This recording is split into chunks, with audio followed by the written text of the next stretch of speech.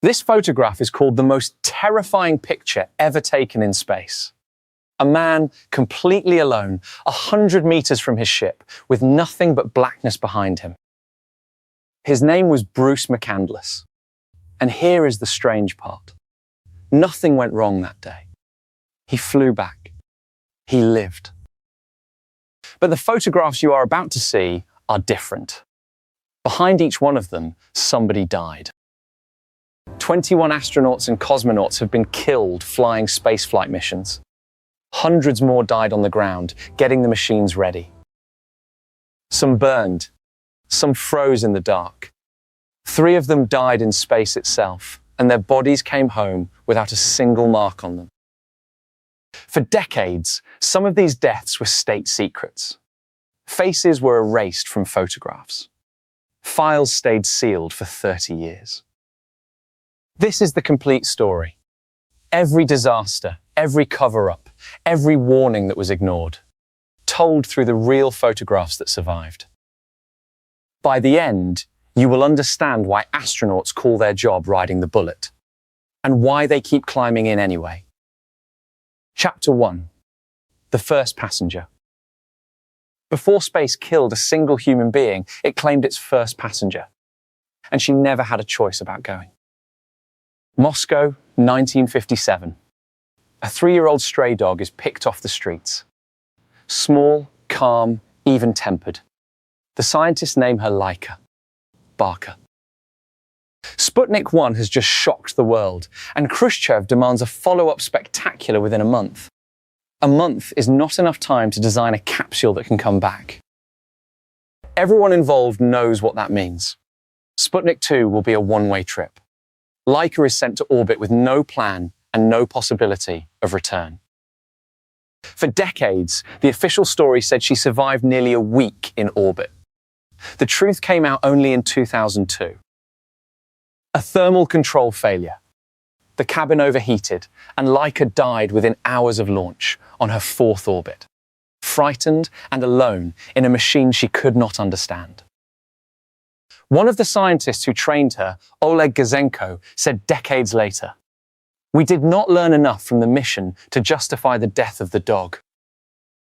Remember the shape of this story, a deadline set by politics, a known fatal risk, and the truth hidden for decades. You will see this shape again and again tonight, with people. Chapter 2. The Erased Cosmonaut. March 1961. The Soviet Union is 3 weeks away from making Yuri Gagarin the first human in space. The whole program is a state secret.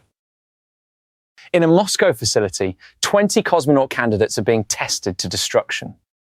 Centrifuges. Isolation. Days alone in sealed steel chambers. The youngest of them is Valentin Bondarenko. He is 24 years old, a fighter pilot, and by every account, the kindest man in the group.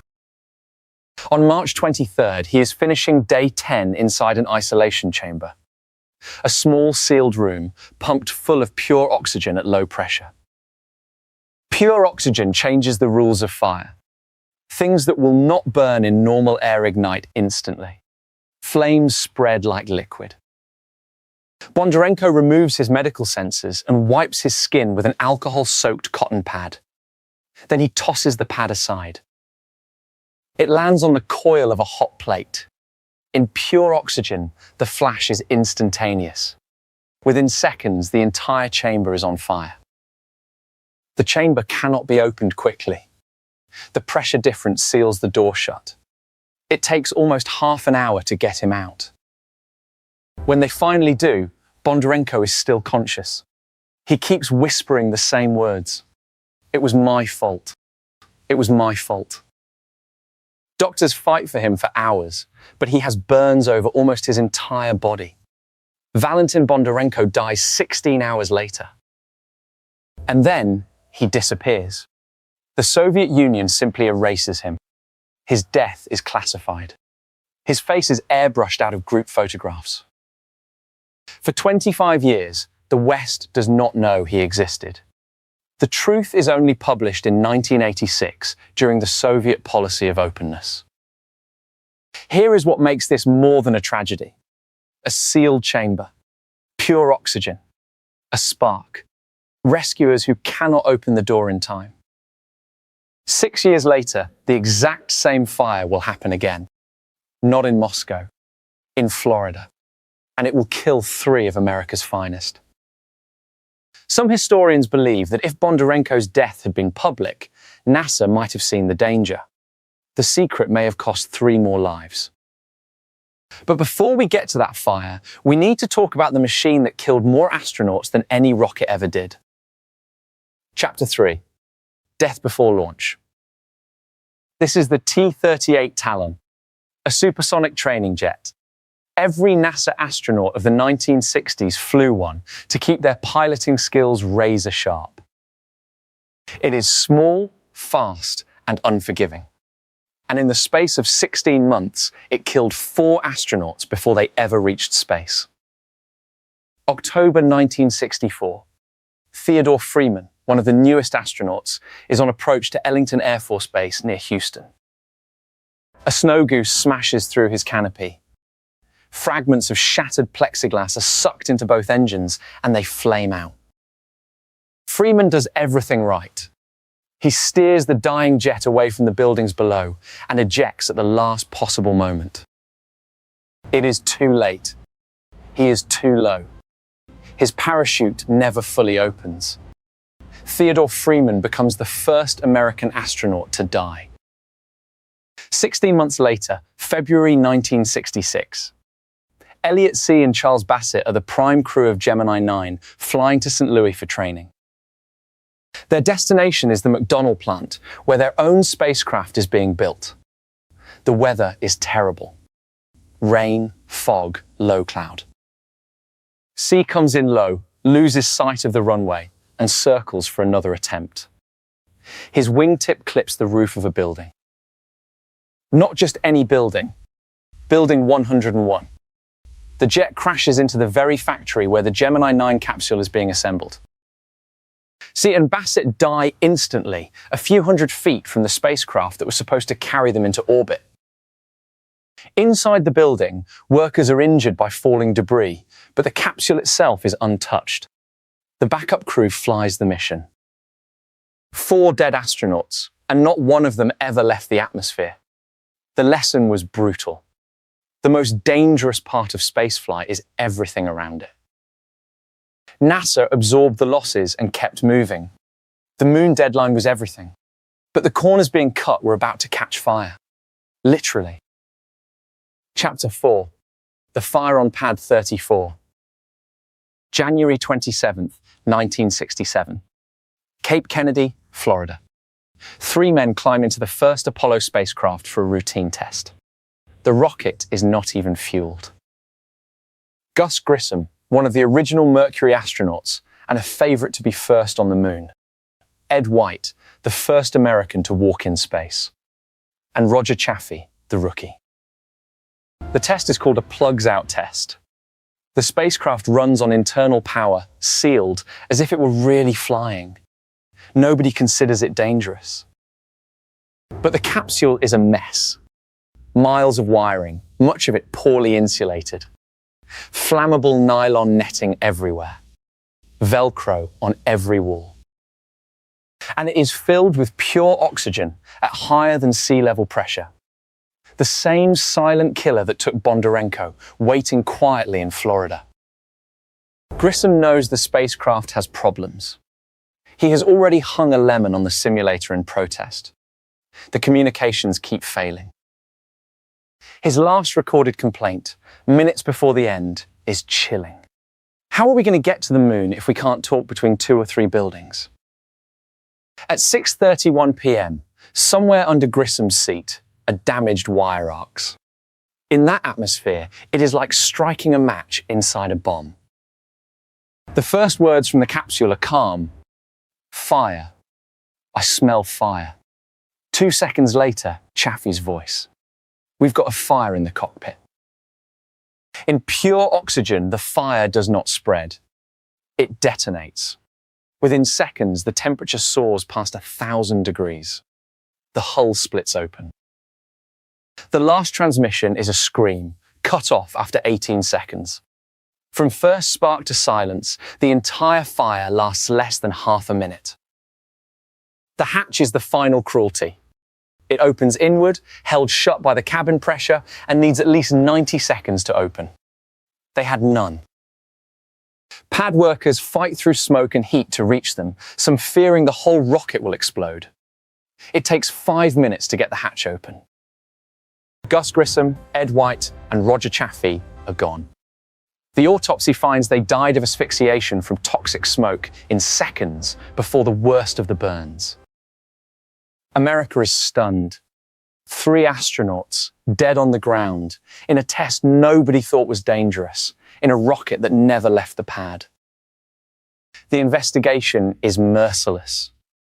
It finds shoddy workmanship, ignored hazards, and a culture that had normalized risk in the race to the moon. Flight director Gene Kranz gathers his team and delivers a speech that still defines NASA. From this day forward, mission control will be known by 2 words: tough and competent. The Apollo spacecraft is rebuilt from scratch. A hatch that opens outward in seconds. Fireproof materials. Mixed gas on the pad instead of pure oxygen. Many at NASA later said the same thing. Without the fire, we would never have reached the moon. The lessons were written in those 3 lives. Pad 34 still stands at Cape Canaveral, abandoned. On its base, a plaque reads, "They gave their lives in service to their country. Ad astra per aspera. A rough road leads to the stars." Exactly 3 months after the fire, on the other side of the world, the Soviet Union was about to make an even darker choice. Launch a man in a ship they knew was broken. Chapter 5. The Man Who Fell from Space. April 1967. The Soviet leadership wants a spectacular space triumph for the 50th anniversary of the revolution. The new Soyuz spacecraft will deliver it. There is one problem. The Soyuz is not ready. Its 3 unmanned test flights have all failed. Engineers have logged hundreds of design faults. The man assigned to fly it is Vladimir Komarov, veteran cosmonaut, brilliant engineer, and one of the most respected men in the program. His backup is his best friend, the most famous man on Earth, Yuri Gagarin. By some accounts, Komarov told friends he knew the flight was likely to kill him. Asked why he did not refuse, his answer was simple. "If I don't fly, they'll send Yura." Whether or not every detail of that story is true, this much is documented. The engineers knew the ship had faults, and the launch went ahead anyway. April 23rd. Soyuz 1 lifts off with Komarov alone on board. The problems begin within minutes of reaching orbit. One of the 2 solar panels fails to unfold. The ship is starved of power, dragging a dead wing. The navigation sensors fail one by one. For a day, Komarov wrestles the crippled ship, manually orienting it while spinning between day and night. Mission Control decides to bring him home early. Getting home requires a precise engine burn, then a descent through the atmosphere, then parachutes. Komarov, flying half-blind, nails the burn on his 2nd attempt. He survives re-entry. The capsule streaks over the step, slowing, glowing. At 7 kilometers up, the drogue parachute deploys. And then the failure that kills him. The main parachute never leaves its container. A pressure sensor fault and a container that was likely deformed and rough inside. The chute is stuck. Komarov triggers the reserve chute. It tangles instantly in the still spinning drogue of the failed main. Nothing is slowing the capsule now. Soyuz 1 hits the ground at roughly 140 kilometers per hour. The impact flattens the capsule. Then the retro rockets ignite the wreck. Recovery crews arrive to find burning metal half buried in the soil. Vladimir Komarov becomes the first human being to die on a spaceflight. All that could be recovered was buried in the Kremlin wall with full honors. Gagarin was reportedly furious, convinced the political pressure had killed his friend. Gagarin himself would be dead within a year, killed in a jet crash still argued about today. The program lost its two brightest stars back to back. The Soyuz was grounded for 18 months and redesigned. Today, its descendants are among the most reliable spacecraft ever built. That reliability was bought at Komarov's price. And the friend Komarov flew to protect. The first human in space. The most protected man in the Soviet Union. He had less than a year left himself. Chapter 6. The death of the first man in space. After Komarov's death, Yuri Gagarin was a national treasure the state could not afford to lose. He was banned from spaceflight, wrapped in cotton wool. But Gagarin was a fighter pilot before he was a symbol, and he fought his way back to the one thing they would still allow: flying jets. March 27th, 1968. Gagarin takes off in a MiG-15 trainer with instructor Vladimir Seryogin for a routine flight. The weather is poor. Cloud layers stacked to the ground. Minutes after entering the exercise zone, Gagarin radios that he is finished and returning to base. His voice is calm. It is the last anyone ever hears from him. The MiG dives out of the clouds at extreme speed and hits the forest floor. Both men are killed instantly. The first man in space is dead at 34. The Soviet Union goes into shock. And then it does the thing it always does. It classifies the investigation. Into that silence pour 50 years of theories. He was drunk. He was murdered. He faked his death. He was punished for falling out of favor. None of it has evidence. All of it filled the vacuum the secrecy created. The most credible account came out in 2013 from Alexei Leonov, who had access to the declassified file.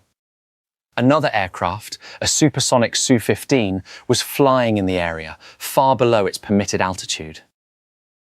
Leonov believed it passed within meters of Gagarin's MiG at supersonic speed, and its wake flipped the trainer into an unrecoverable spin in the clouds.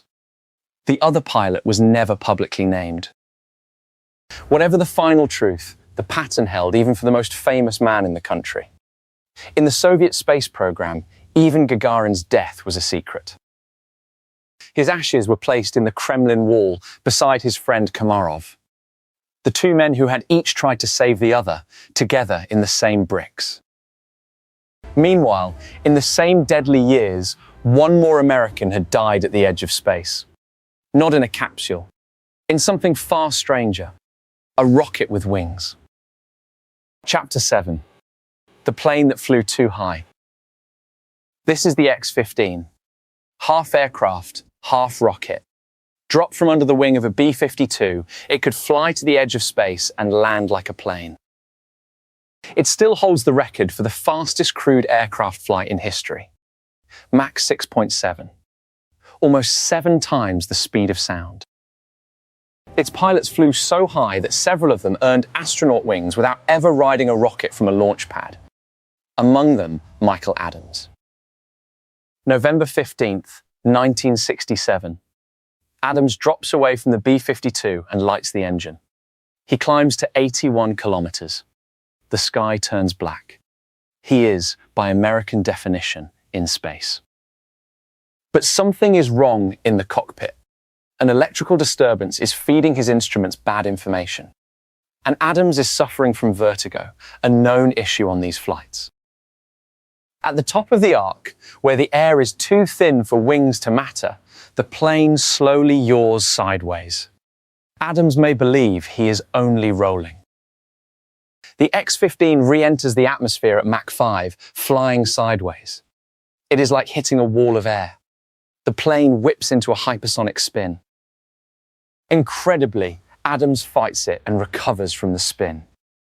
But the recovery drops him into a dive, and the flight control system begins to oscillate, pitching harder and harder.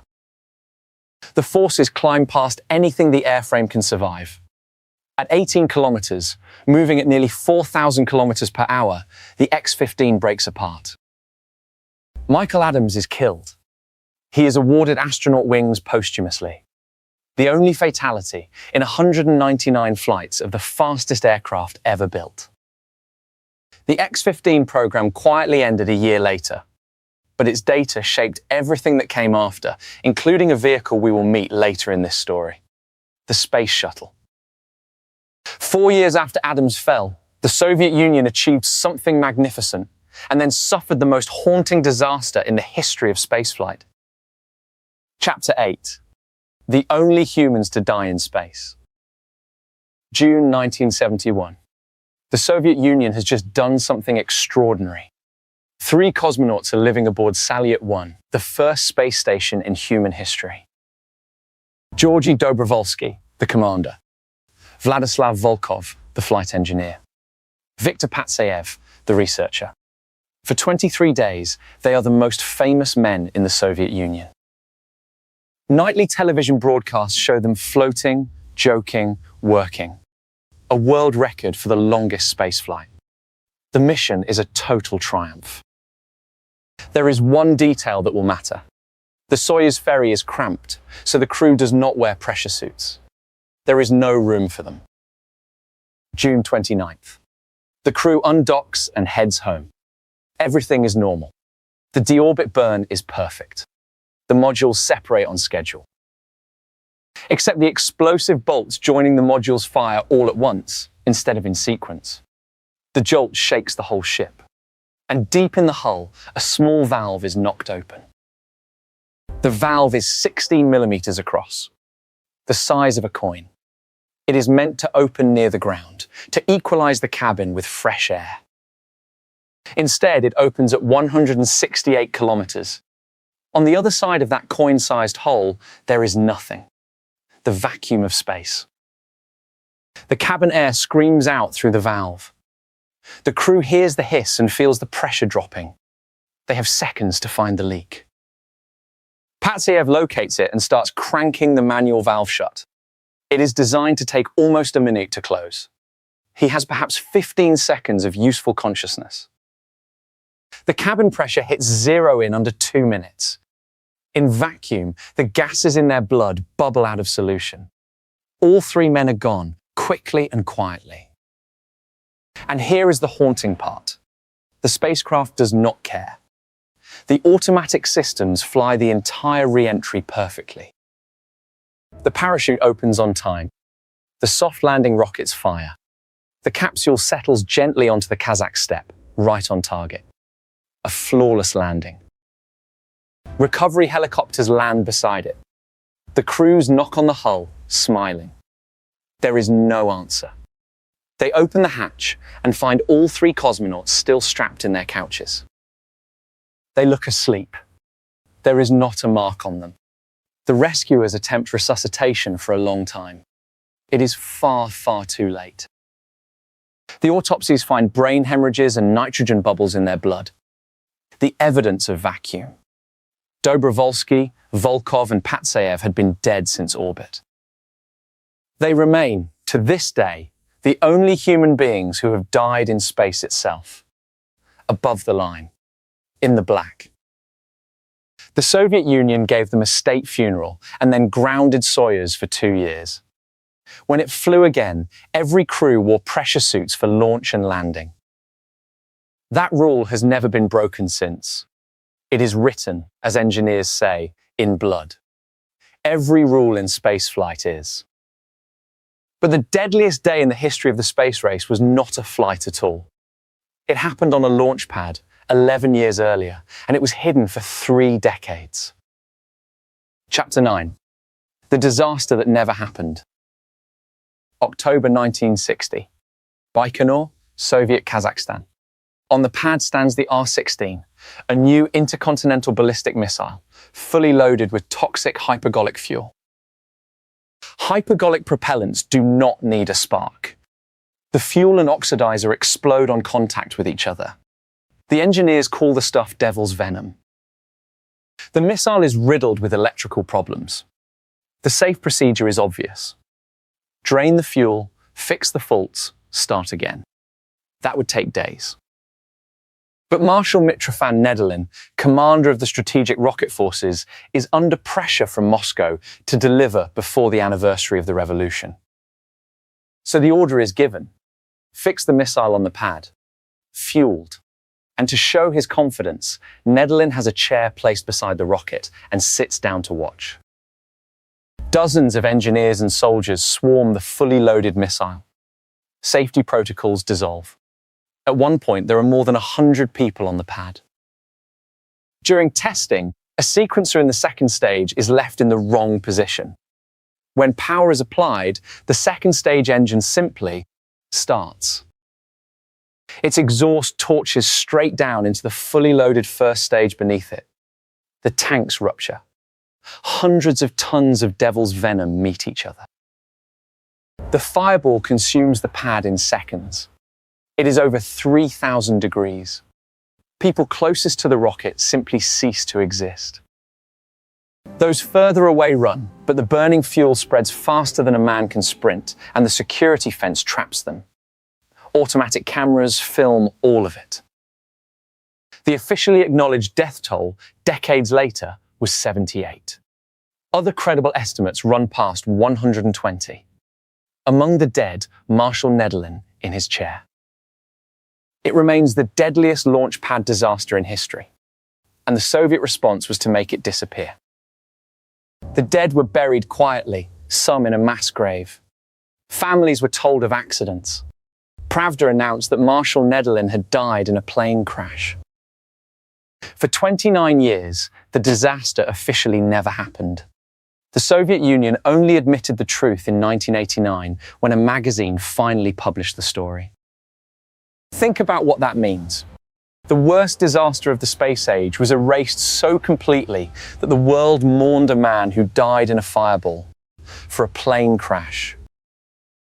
And Nedelin was not the last. Rockets kept killing people on the ground all over the world in disasters most people have never heard of. Chapter 10. The disasters you've never heard of. March 1980.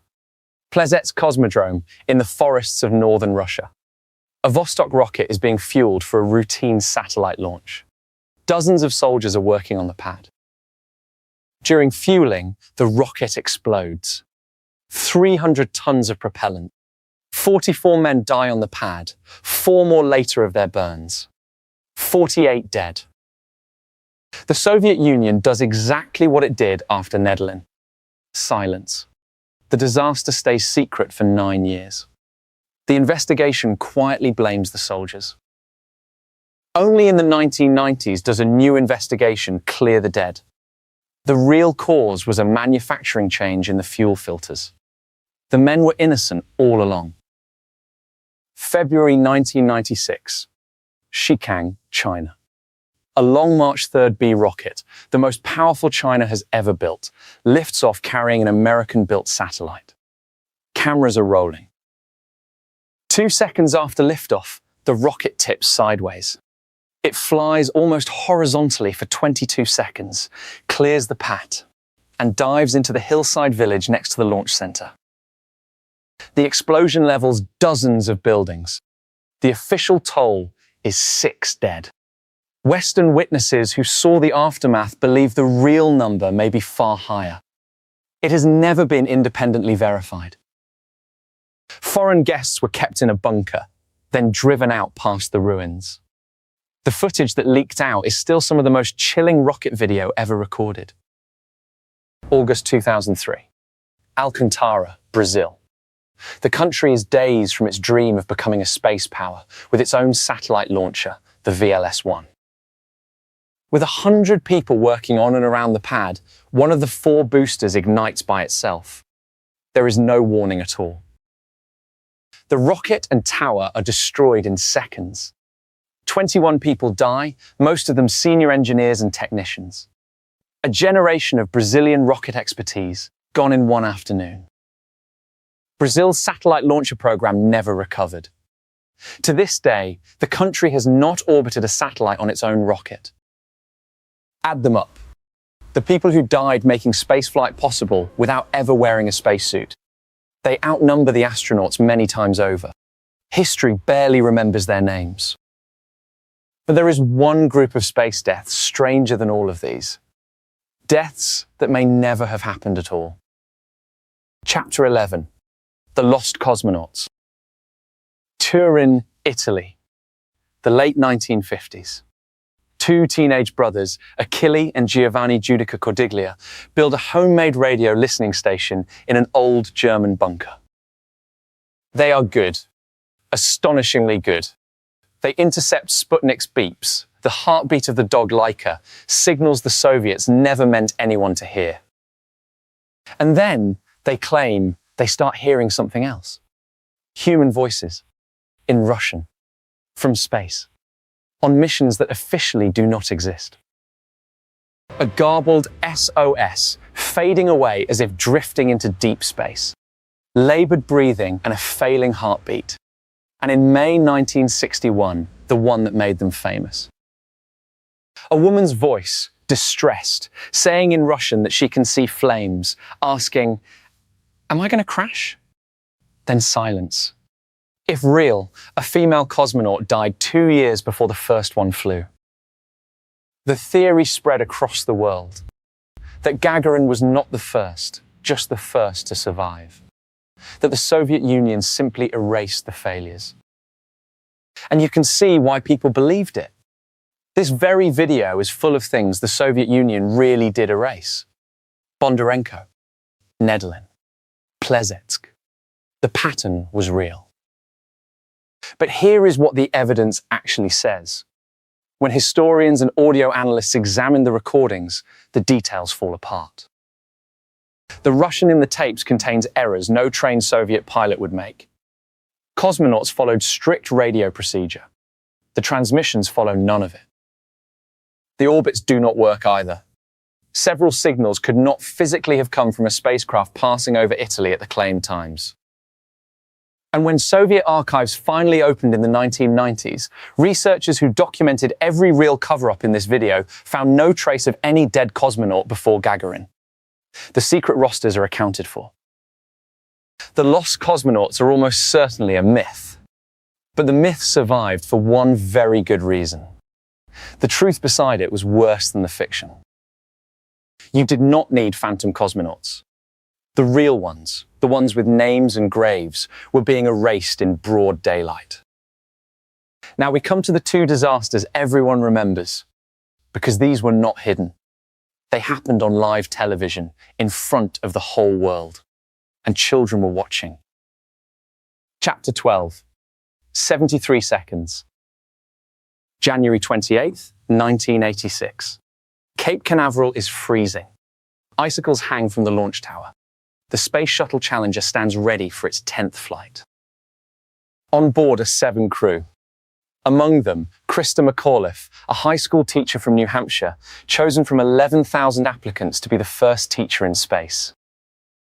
Because of her, classrooms across America are watching live. Millions of children waiting for their teacher to fly. What the children do not know is that the night before, engineers at the booster manufacturer begged NASA not to launch. The shuttle's solid rocket boosters are sealed with rubber O-rings.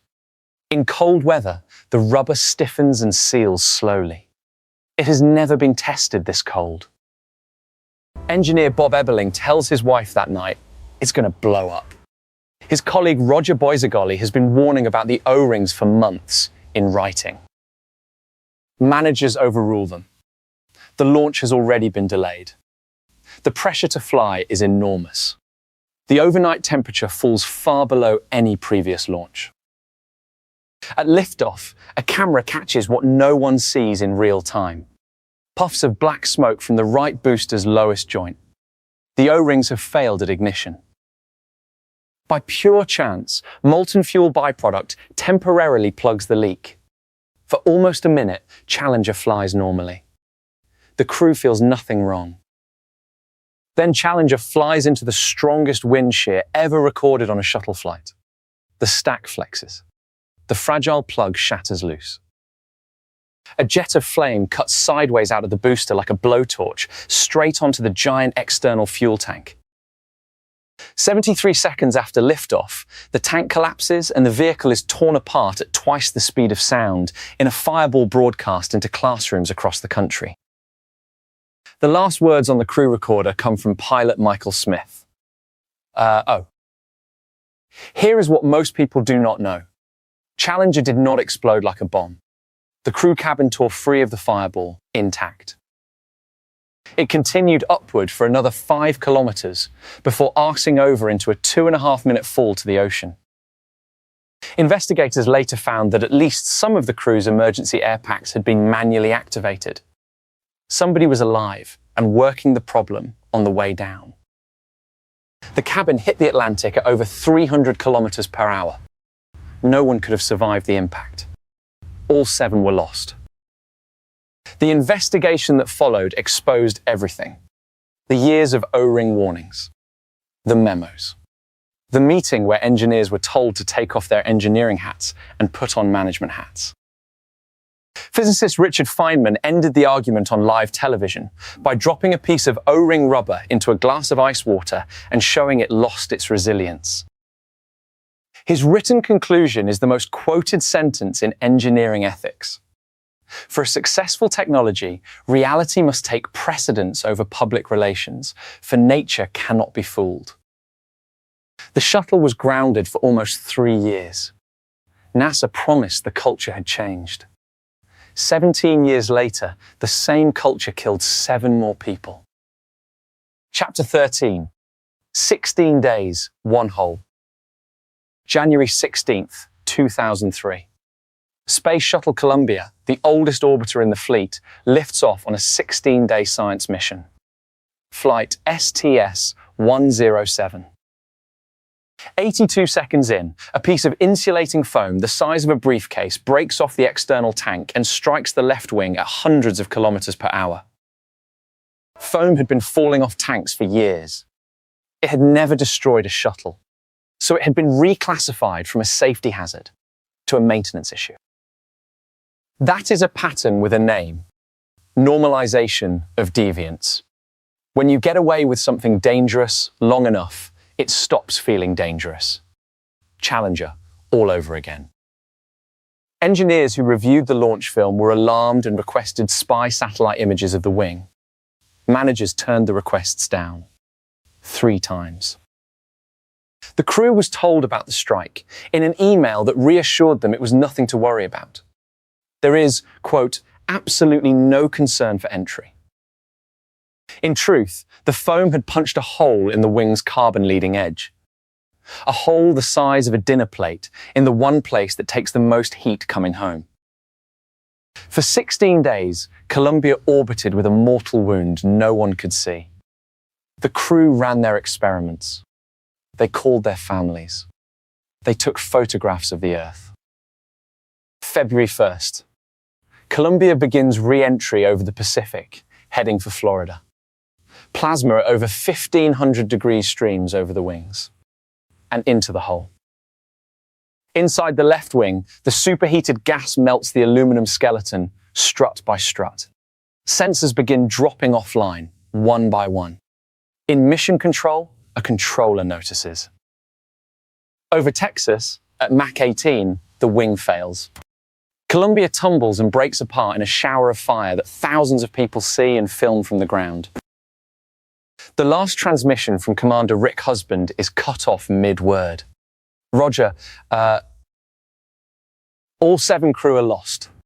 Rick Husband, Willie McCool, Michael Anderson, Kalpana Chawla, David Brown, Laurel Clark, and Ilan Ramon, the first Israeli astronaut.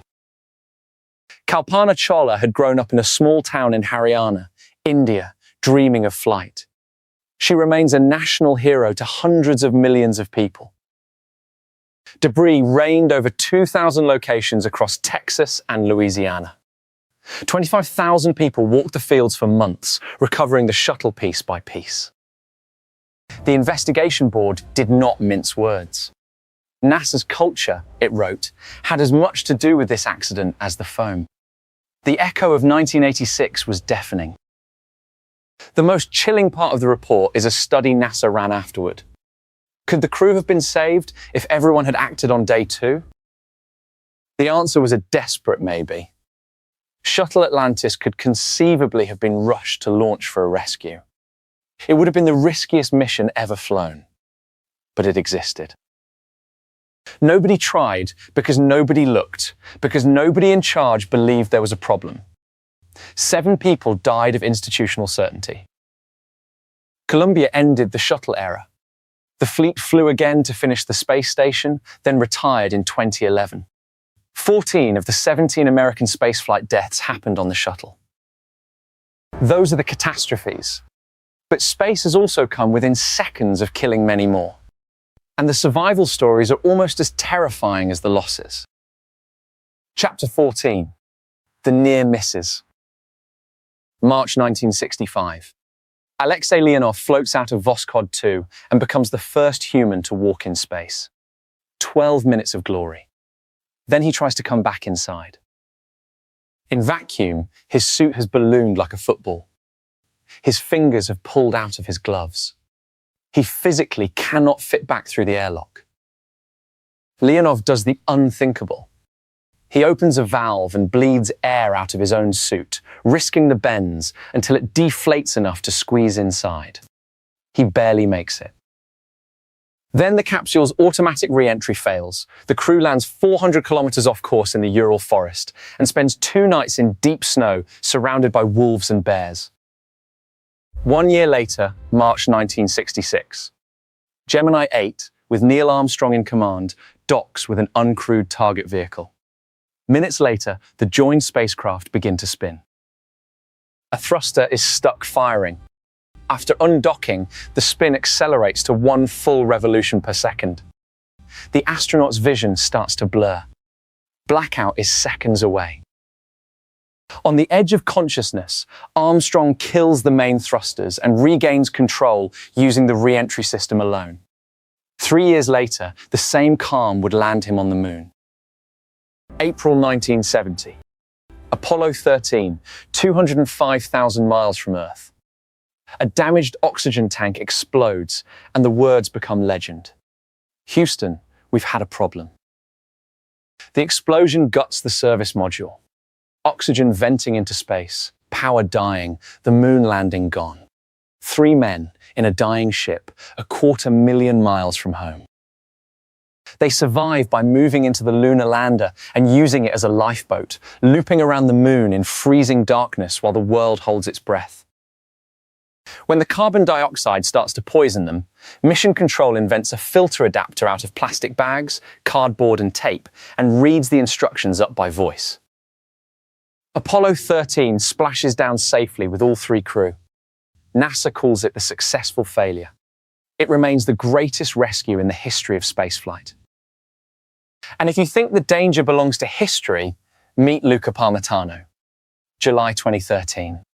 International Space Station. A routine spacewalk. 44 minutes in, water begins pooling inside his helmet. A failed pump is pushing his cooling water into his air supply. In 0 gravity, water does not drip. It clings. The blob crawls over the back of his head, into his ears, then over his eyes.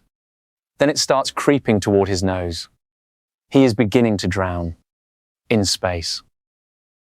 Blinded, with his radio garbling, Parmitano navigates back to the airlock from memory by feeling the safety cable with his gloves. He makes it with more than a liter of water in his helmet. Every one of these people came within seconds or centimeters of joining this video's list. The line between legend and memorial in space is that thin. Chapter 15. The New Age. You might think this list belongs to the Cold War, to capsules and shuttles and dead empires. It does not. The most recent chapter was written in 2014. Mojave Desert, California. SpaceShipTwo, the VSS Enterprise, is the future.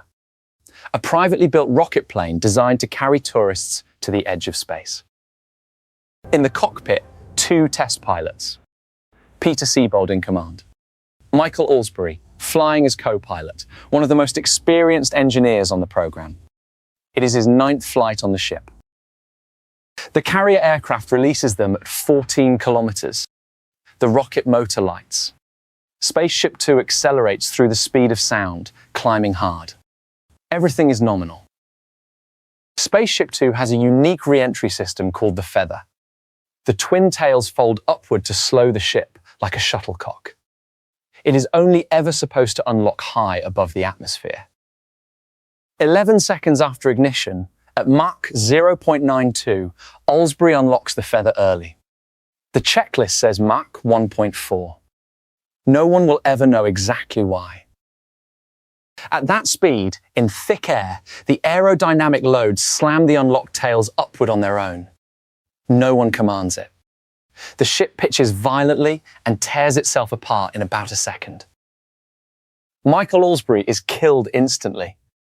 He is the first person to die on a commercial spaceflight. He was 39, a husband, and a father of 2. And then, one of the strangest survival stories in aviation history. Peter Siebold wakes up in the sky.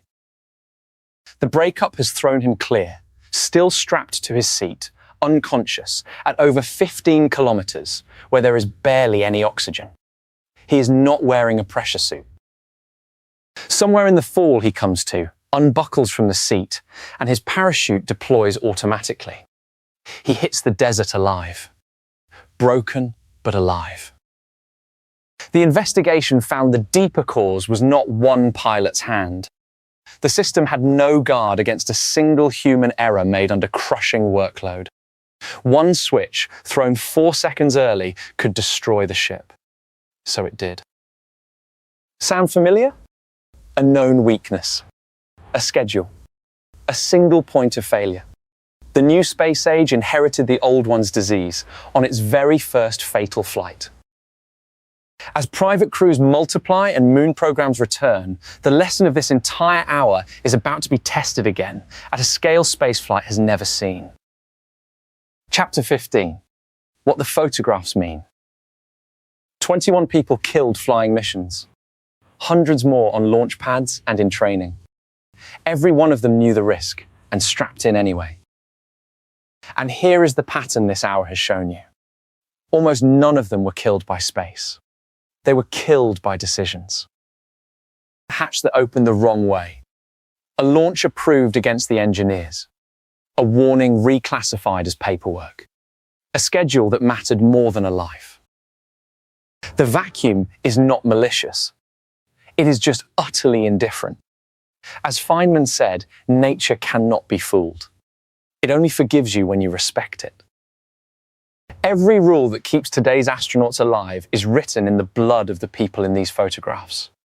The suits, the escape systems, the launch abort towers, all of it. Since Columbia, no astronaut has been lost on a space flight.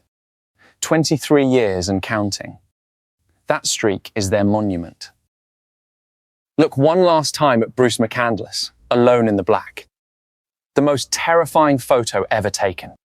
Now you know why it is really just the most honest one. It shows exactly where we choose to go.